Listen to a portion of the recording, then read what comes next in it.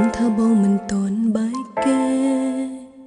តែហេតុអ្វីមកស្រឡាញ់អូនឆ្លុះតិចតួចយកដឹងក្នុងខ្លួនមិនព្រមបើកចិត្តឲ្យទូលាស្នេហាមានតែប៉ុណ្ណឹងលំសោចវាជារឿងមួយងាយភាពឈឺចាប់នឹងរីករាយអាស្រ័យលើយើងអ្នកកំណត់ចាំបែកពីគេ100%ចាំមករកអូនតែពេលនេះមិនបានទេស្ងួនវាខំបំផុតហើយតាមអូនដឹងបងបោកអូនពិនប្រាកដព្រោះបងធ្លាប់ស្មានថាស្រឡាញ់គេម្នាក់ប៉ុណ្ណោះឈ្លោះគេហើយប្រាប់ថាស្អងគេនោះអូនមិនចង់ខ្លាចជាមនុស្សជាប់ឈ្មោះដណ្ដើមសង្សារគេ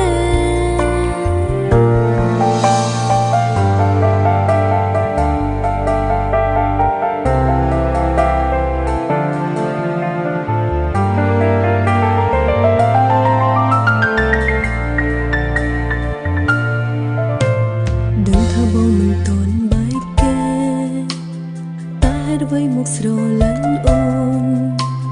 ឆ្លុះតិចតួចយកដឹងក្នុងខ្លួនមិនព្រមបើកចិត្តឲ្យទូលាស្នេហាមានតែប៉ុណ្ណឹងលំសោចវាជារឿងមួយងាយភាពឈឺចាប់នឹងរីករាយអាស្រ័យលើយើងអ្នកកំណត់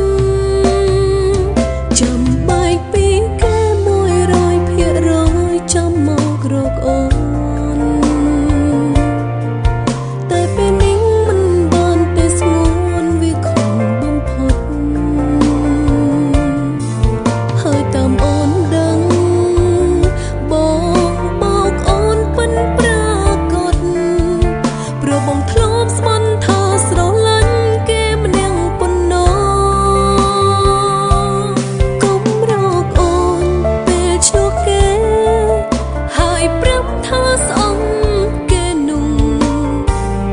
អូនមិនចង់ខ្លាចជាមនុស្សជាប់ឈ្មោះដណ្ដើមសង្សារគេ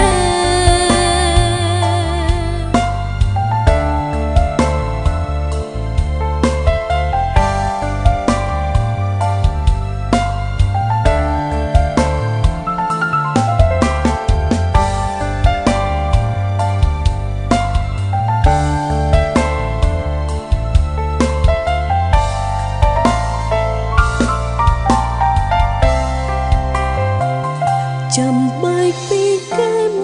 100%ចាំមករកអូន